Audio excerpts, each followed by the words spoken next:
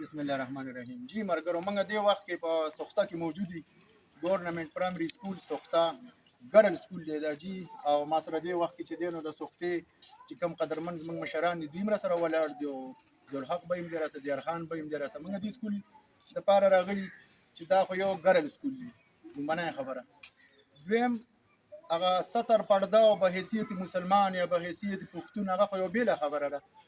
خو نن سبا سیکیورټي چې کوم حالات دي د سیکیورټي څه خبره اترې شروع دي، نو هغې ته کتل پکار دی چې مطلب دا خو دې وخت کې دا چې د دوی دا ګارډ دلته کم ولاړ دی، دا دلته ودرېږي دالته ودرېږي هلته ودرېږي، د دیوال نه هغه اړه ودرېږي، کوم ځای کې دی ودرېږي. دی خو چې دی دا لږ هم پریشان وي.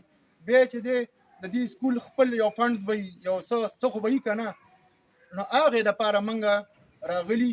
زه دا هایلایټ کوم، او نن ما څه چې دی نو د سوختې 2 کسان ولاړ دي، سبا به ما سره بډوله به سبا موږ ځو ترو پراپر چینل ځو، ښه سټیپ بای سټیپ ځو.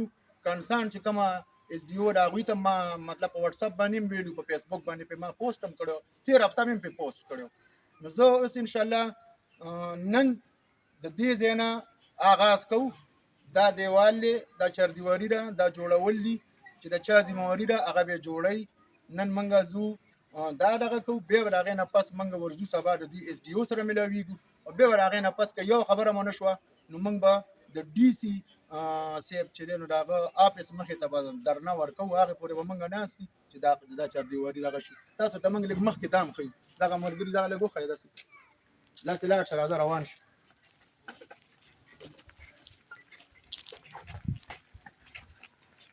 دا د دې حال دی،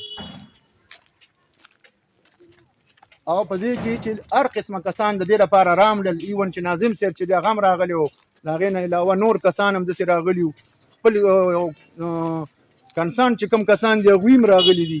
هغې نه باوجود هم دا نه جوړېږي. نو د دې څه وجه ده؟ دا د دې حال دی.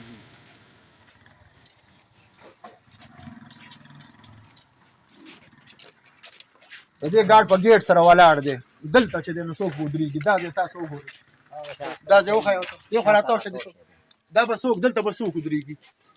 لکه سبا یو خودکش راننوځي او په دې سکول باندې حمله وکړي، بیا به د دې ذمهوار څوک وي؟ دا خو زه یم چې زه غټ آرمي والا ته ویم چې تاسو د دې تپوس وکړئ، پوښتنه وکړئ. بیک سیټ چې دی نو هغه بیا د دې نه هم خراب دی، هغه هم موږ تاسو ته ښیو.